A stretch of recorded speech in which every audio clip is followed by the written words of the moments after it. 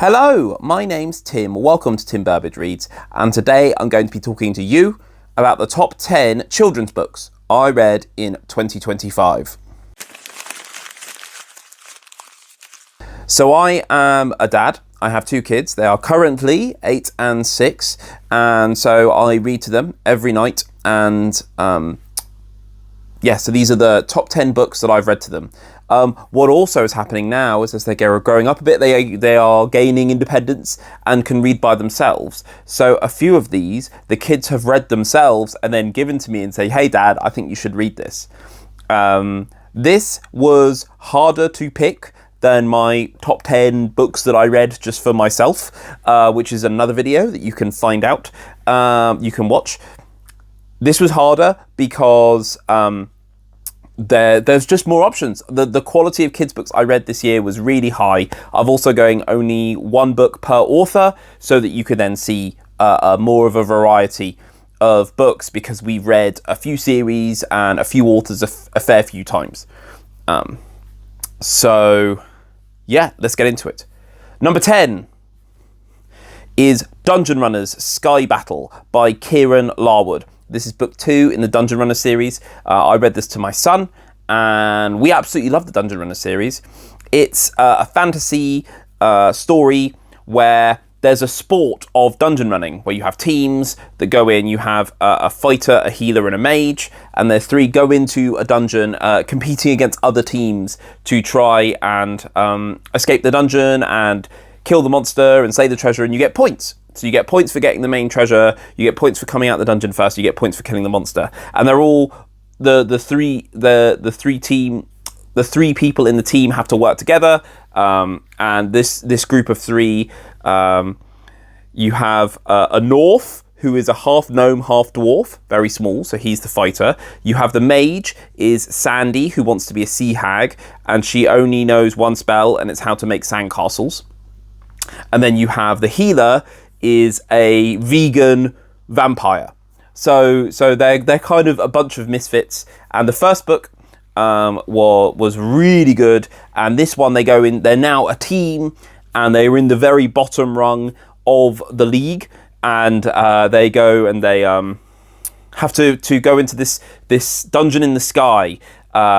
And there's like bird people and octopus people, and the fantasy world is really great. You learn about sponsors. They have, like, each team gets sponsored. They're still the rival from before, from the first book, which is great. The whole thing is narrated or kind of bookended by the commentators of dungeon running, the sport, a giant and an orc.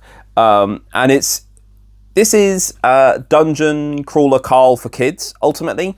And if your kid likes playing video games, if your kid likes fantasy world, if your kid likes sport, actually, then this is really good, because it teaches teamwork, it teaches, the gamification kind of could bring kids in. In the book, there's not printouts, but like pictures of like the cards, and like, they have 12 charisma and 15 strength or whatever. So that kind of might bring them in. The art is fantastic. Whenever they go underground, the pages all turn to black with white text. Text is very big. The art's really great. A really, really good book. Number 9 is The Worst Witch by Jill Murphy. So my daughter has been on a Worst Witch kick the past few months. She loves witches. You may see more witches later on in this list. And she was like, "Dad, you need to read The Worst Witch." So I read it just before the end of the year, and I loved it. I thought it was great. It was written in the 1970s, and it's still pretty relevant today. There's, Mildred Hubble goes to the Witches' Academy. You have Miss Cackle, who's the friendly head teacher. You have Miss Hardbroom, who is the strict teacher. She has her friend Maud. But Mildred Hubble is the worst witch. Anything that can go wrong does go wrong for her. The first book is very short. It's 100 pages with really big text. Some nice pictures in there as well. But it's just about the kind of the calamitous incidents that happen for her. So I've only read the first book so far. I think my daughter is reading this herself. She's on book, I don't know, 4 or 5. She's read loads of them and absolutely loves them. And she was like, you need to read these. And the first book kind of skips the whole finding out you're a witch, coming to the school, being nervous about a new school. It just jumps straight in with the issues, really. And there's kind of 3 or 4 main scenes that happen throughout the book. And it's a really good level for, like, my daughter's 6, she's a very good reader. It's a good level for kind of 6 to 8, I would say. Any older, they might get a little bit young for them, but you can whiz through them really quickly. And my daughter's also been watching the TV series that's on BBC. Not the one that when I was a kid, with Felicity Jones playing Ethel, the main kind of bad guy, but this new one had Bella Ramsey playing Mildred Hubble, until the last series where they replaced her because she went off and became super famous. So, my daughter loves the TV series. She loves these books. She loves witches, and I can understand why. And it's a timeless story, really, and it's still really popular 50 years after it was written. So number 9 is The Worst Witch by Jill Murphy. Number 8 is Which Way to Anywhere by Cressida Cowell. So I read this to my son earlier in the year, and we actually went and met Cressida Cowell at a book signing. And she was there to promote the 3rd book in this trilogy, the final book in this trilogy. We hadn't read the 2nd book yet, so we bought the 2nd book and the 3rd book. Also brought his How to Train Your Dragon book, because we read that this year, earlier in the year. And she signed all of them and was so friendly. She was so nice. We've been to other book signings where they're like, oh, the author can only sign 1 book, because of time or whatever. And Cressida Cowell didn't care about that at all. She was willing to sign anything that you put in front of her, and was talking. And my son, he was having difficulty at school with writing, where if he made a mistake, he got like really upset about it and really annoyed and was like, oh, I can't do anything because he spelt a word wrong, or because he didn't put a full stop in, or put a capital letter in the wrong place. And I was like, well, even professional authors make mistakes. And so I asked Cressida Cowell, I was like, how many mistakes do you think you made writing How to Train Your Dragon or Which Way to Anywhere? How many times did you have to go over and fix things? And she went, oh, probably 1,000. And that made my son feel a lot better. So that she was really nice. She's kind of mad as a box of frogs. She was doing an illustration of Hiccup and Toothless, while most of the kids were there to talk about How to Train Your Dragon. She was really happy spoiling all of the books. She was like, oh, and this happens up in book 8, and this one happens in book 10. And you can see her publicist being like, oh, stop spoiling all the books. They haven't read that one yet, But yeah, she was really nice. She obviously, I think she moved. Her dad used to work for the RSPB. So we would go to a little island in Scotland, and that's where she would go for the summer, and that's how she got interested in animals and newts, and that's how it became dragons and all kinds of stuff. So she was really nice. And anyway, Which Way to Anywhere itself is a book that is absolutely crazy. You have 2 sets of siblings come together to become step-siblings because their parents get married. 2 of them are quote-unquote normal people, and 2 of them are very kooky. So their mum is actually a witch. Their dad is a school teacher. So they come together, and there's witches, there's magic, there's robots, there's aliens, there's traveling across worlds through treasure maps, there's bounty hunters, there's walking trees, there's lions with humans' faces, there's killer plants, there's flying toothbrushes, there's so much stuff here. The art in it is fantastic. Cressida Cowell does all her own art. I absolutely loved it. Was it a bit too long? Yes, maybe that's why she needed 1,000 mistakes to make the book, because it was very long to read. It's like 500 pages. It took us a while, but oh my goodness, what's so full of ideas. And so we've got the 2nd one to read and the 3rd one as well, and I can't wait to read that to my son. Number 7 is The Wild Robot by Peter Brown. So we went to see the film at the start of the year, and my son absolutely loved it. I think we loved it as well. It's a fantastic film, and he wanted to read the book, so we got the book. The book is a little bit different from the film, but oh my goodness, it's so fun. Roz is a great main character as a robot. She's trying to learn about the world, and she's trying to understand everything that's going on. It's a great way to learn about nature, because animals are all the main characters. Just an absolutely fantastic book. The art in it is also great, and it's just really full of heart and warmth. It's not quite as sad as the film. The film kind of adds more pathos, but as someone who is an adoptive parent, it was incredible to read. And I don't know if my son kind of picked up on those themes, but he might have done kind of subconsciously. Just an absolutely brilliant book. Next is book number 6, which is Gordon, the Meanest Goose on Earth by Alex Latimer. This, my sister-in-law got for my daughter to read because my sister-in-law is a silly goose, so she bought a book about gooses. I know they're called geese. And this is really funny because the front cover is hilarious. It's just this incredibly angry goose.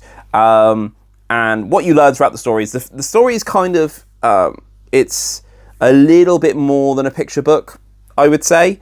It's about 100 odd pages, but most of them are pictures with only a few sentences in. So my daughter read it, and my daughter read it to her aunt, and then I read it, and I thought it was brilliant because it starts off and it's just really funny. Like, Gordon is such a mean goose. He shouts at babies. He kicks over flowers. Like, he is just anything that he could do to be horrible to someone, he does. He goes out of his way to be horrible to everybody. And then one of the people who he's horrible to is nice to him, and he doesn't know what to do. And he goes through this huge character arc where he and the animal who he is cruel to that ends up being nice to him kind of says, maybe this is why you act mean all the time, because you want to push people away before they get the chance to reject you or anything like that. And it's a fantastic book. I was not expecting such a turnaround. I was not expecting such introspection. I think it's a really good book for kids to read. Maybe if they are having trouble with friendships at school, either they're the one who pushes people away or other kids that they like kind of push them away. It's a really good book to read on that because it shows why we show negative emotions sometimes.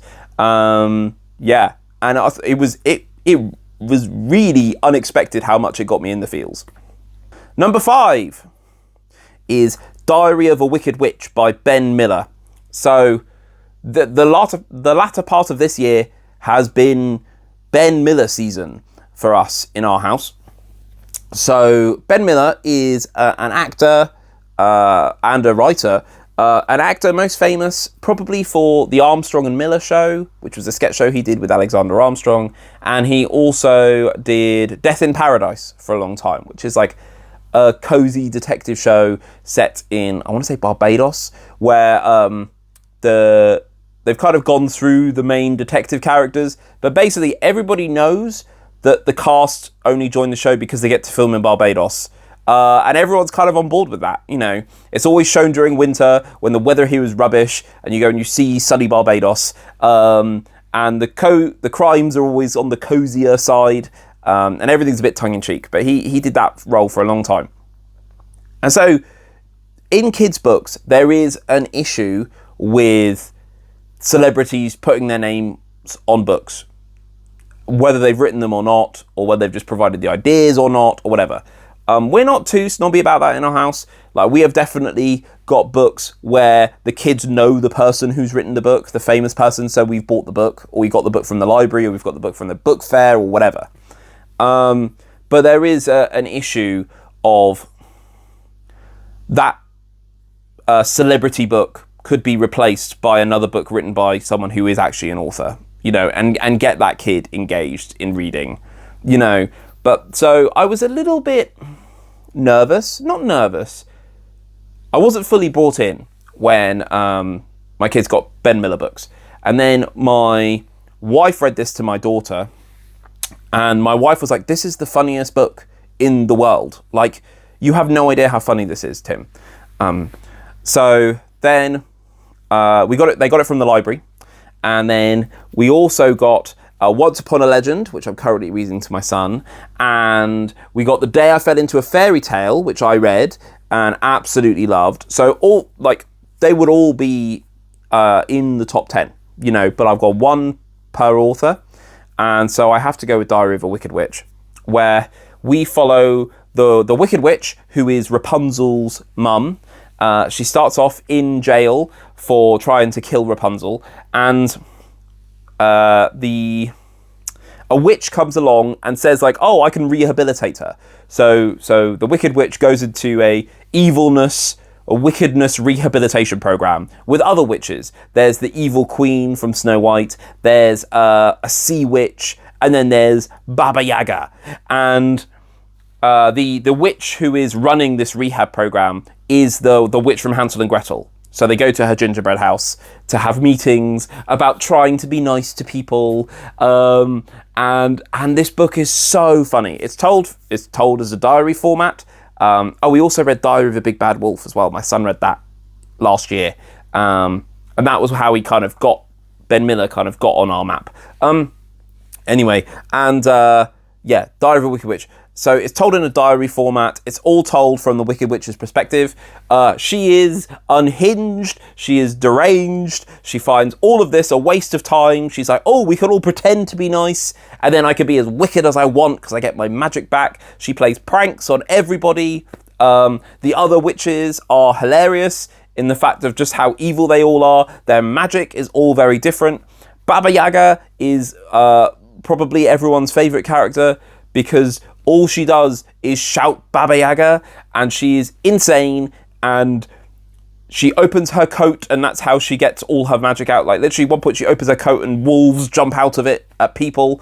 And it's just so funny. It's all set within this fairy tale world, so there's other fairy tale stuff going on. The art is fantastic. You see the Big Bad Wolf in some of the art, because in his story, he ends up setting up a pie shop, and you see him in the markets and stuff. So there is a bit of a fairy tale universe going on, which is great to see. But oh my goodness, this book is so funny.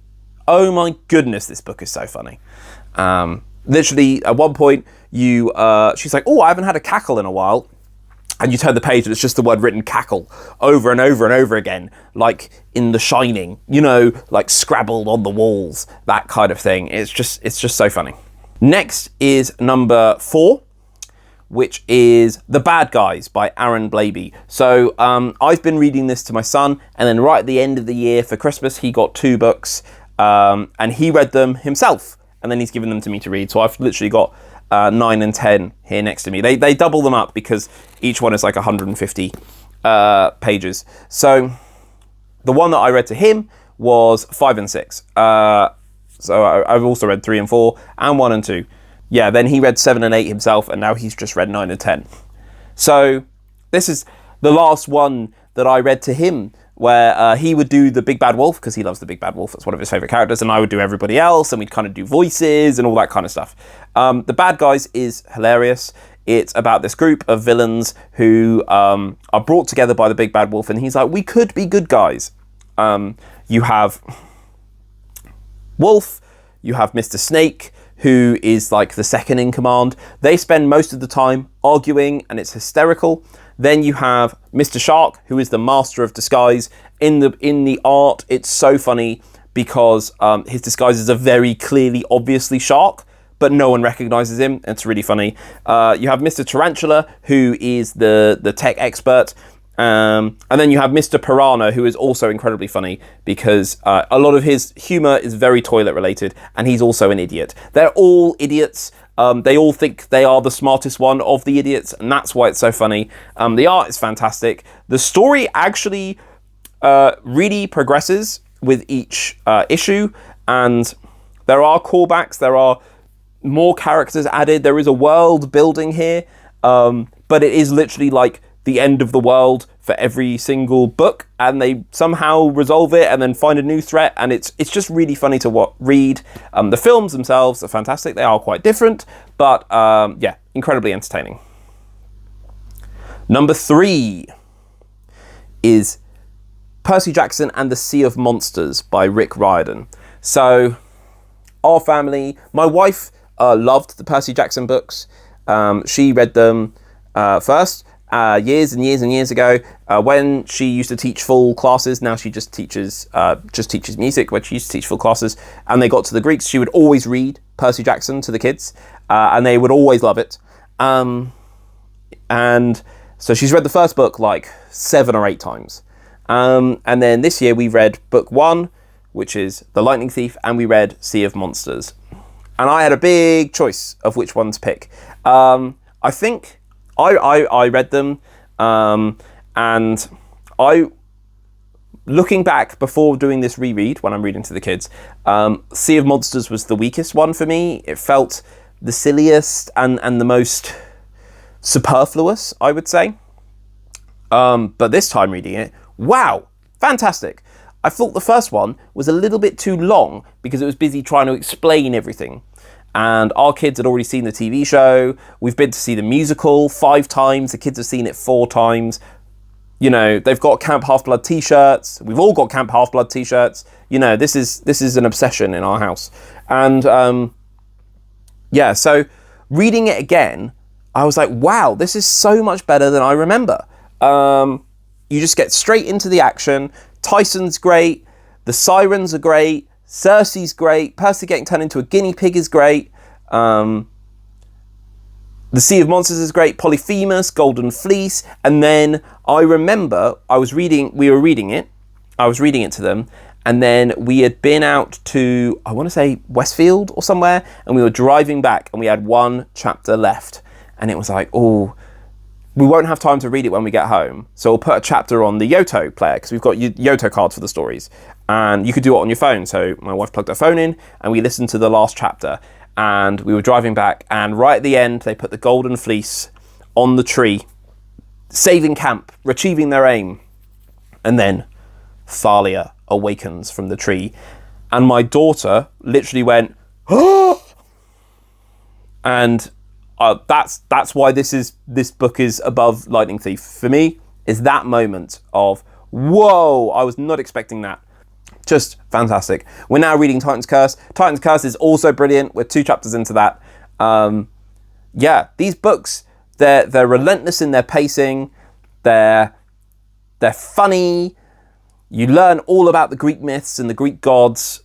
They're just brilliant. That's just so good. Number 2 is going to be one of the Harry Potter books by J.K. Rowling. So we read Chamber of Secrets and Prisoner of Azkaban this year. We've got special illustrated editions. I got out when we got read Philosopher's Stone, I got out my first edition from when I was a kid, and I went, okay, this one's not going to have pictures in it, and I started reading it. My daughter just started yelling because she didn't like the fact there weren't any pictures of Hedwig. We didn't intend to get our kids into Harry Potter. I was super into it growing up. I'm basically the same age as Harry Potter. I was growing up as the books were coming out. That's why it's a big thing for me. It's about the wait for the books. It's about learning about the world, and it's just so much. And with everything that's happened since with the author, we were like a bit cool on it, you know? And then just before my son's birthday, he heard his friends talking about it at school. I think his friends maybe had older siblings, or maybe they just started reading to them. And his friends started to talk to him about Harry Potter. And my son came to me and he said, Dad, I want to have a Harry Potter birthday party. And we're like, it's like a week before your birthday. We already have a birthday party booked. And we're not going to change it. But we did manage to get him some robes, via Amazon, quickly as a gift. And I think it came with a wand as well. And so we read the Philosopher's Stone last year in 2024, and then we were reading Chamber of Secrets, kind of finished that in 2025, and then read Prisoner of Azkaban in 2025. And since then, my kids have watched Wizards of Baking, both series. We've been to Harry Potter in Tokyo, We've been to Harry Potter in LA. We've been to Harry Potter at Leavesden. We have... I've played Hogwarts Legacy. Haven't quite finished it yet. The kids have got robes. They've got scarves. They've got jumpers. They've got wands. They've got the Lego. My daughter's now really into Lego, so she got loads of Harry Potter Lego for Christmas. So we've ended up doing all this stuff. The author has a load of other stuff going on, right? That I do not support at all. Neither me or my wife support it at all. We weren't intending to share Harry Potter with the kids because there's loads of other fantastic books out there. But they've ended up interested in it and they just love it. And I can't take that magic. I don't want to take that magic away from them. For reasons that they don't understand and don't need to understand at their age, you know. So yeah, we're on the Harry Potter train. But yeah, so which book do I pick? Do I pick Chamber of Secrets or do I pick Prisoner of Azkaban? My son's favourite is Prisoner of Azkaban. My daughter's favourite is Chamber of Secrets. My wife's favourite is Prisoner of Azkaban, of all of them. But which one am I going to pick? I think that I'm going to go for Harry Potter and the Chamber of Secrets by J.K. Rowling, and number 2. So why am I picking Chamber of Secrets over Prisoner of Azkaban? Prisoner of Azkaban is a lot darker, it's a lot more grown up, and it's not just darker because you find out there's Dementors who are really scary.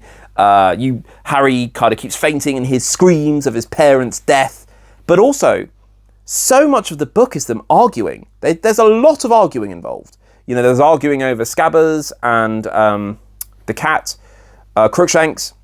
There's arguing over when Harry gets the broom and Hermione says to confiscate it, which she is perfectly, that is the right thing. That's the right call, you know. And then you get a load of stuff about the Marauders, you know, Sirius and James and Remus and Peter Pettigrew. It's all incredible lore, which kind of helped build up the ethos of it. You have the Night Bus, which is super fun and interesting. I find that with Chamber of Secrets, you have the flying car is it's so good. You have the spiders are scary, but not necessarily evil. You have, also, Prisoner of Azkaban has Buckbeak, the hippogriff, who my daughter absolutely loves. Maybe I'm picking Prisoner of Azkaban. No, I've picked Chamber of Secrets because Tom Riddle makes his kind of first appearance. The Basilisk is a fantastic monster. It's a great mystery of trying to figure out who is the heir of Slytherin. There is threat because kids are being petrified. No kid actually dies. I like that. You have Colin Creevey, like Harry being... You still have that, like, everyone is a fan of Harry and he doesn't quite know why. He doesn't really get why. You have Dueling Club, which is fantastic. You have Gilderoy Lockhart, who is one of the best characters in Harry Potter. He's so funny and actually really dangerous for the children. I think Lockhart wins it for me. And then the Basilisk, and then you have the Diary, and Ginny becoming a much bigger character in this, and Harry has to stab the Diary, and then you find out in book 6 that is actually incredibly important. I think the breadcrumbs of the Horcruxes I enjoyed more than learning about the Marauders in terms of the overall lore for Harry Potter. So that's why I've put Chamber of Secrets number 2. I don't know if my family will watch this video. If so, sorry. Number 1. The best kids book that I read in 2025. It was the first book that I read in 2025. My wife read it to my daughter in late 2024. My son listened to the Yoto story in late 2024. And they were like, Dad, you need to read this. So this was the first book that I read, kids book just for me, because everyone else in my family had read it. And it's The Creakers by Tom Fletcher. We've read a lot of Tom Fletcher this year. We read The Creakers, we read The Christmasaurus and the Naughty List, we read The Danger Gang, and we read Space Band. 4 Tom Fletcher books. And a lot of those would have been in the top 10, but I chose one book per author. And Tom Fletcher, again, another celebrity author. He's the guy from McFly. But his books, you could tell they're genuinely written by him. The art is fantastic. The Creakers is a story of monsters under your bed, right? It's a little bit creepy. I wouldn't say it's not scary. My son found the very first chapter, which is all like, oh, they come under your bed. Whoa, this is going to be really scary. He found that really scary to listen to, and he didn't like it. But reading it to them, you can kind of read it in a different voice. And then after that, it kind of, it's a bit spooky, but it's not scary. There's no jump scares, anything like that. And this is a story of Lucy Dunkston, whose dad has disappeared about 6 months ago. Her dad used to work at the dump, and it's just her and her mum now. And then one day, all of the grown-ups disappear from the town of Whiffington. And that's such an interesting premise. Kids, would love the idea of there being no grown-ups. And you see some kind of go full-on Grand Theft Auto, anarchist. Others just really, really miss their mum and dad. And Lucy is the one that knows what to do. She's a fantastic kids' book protagonist because she doesn't have any superpowers. She's not a genius. She's not super strong or super fast, but she's caring, and she's got good intuition, and she has good initiative. She's willing to do what it takes.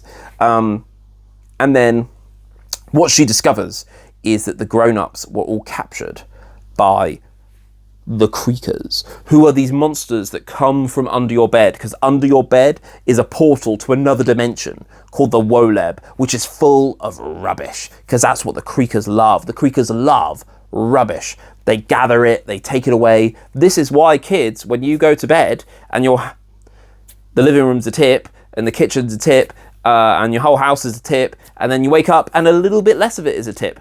It's because the Creakers come and they take your apple cores and they take your wrappings and put away your pens and paper and all that kind of stuff. They sneak things away. And what they've done is the Creakers have kidnapped the parents to make the town even messier, because kids are messy and they love mess. And that's what they're doing. And Lucy ends up going into this parallel world, this Woleb, to try and rescue the parents. And then she eventually meets the Creaker King, who is the Lord of the Creakers. And there's so much going on. The world building is so interesting. The Creakers are really funny characters. They balance the line of being spooky, not scary. Like, they are a little bit scary, but they're not like, ugh, you know what I mean? They're quite funny. They have funny names. They make jokes at each other.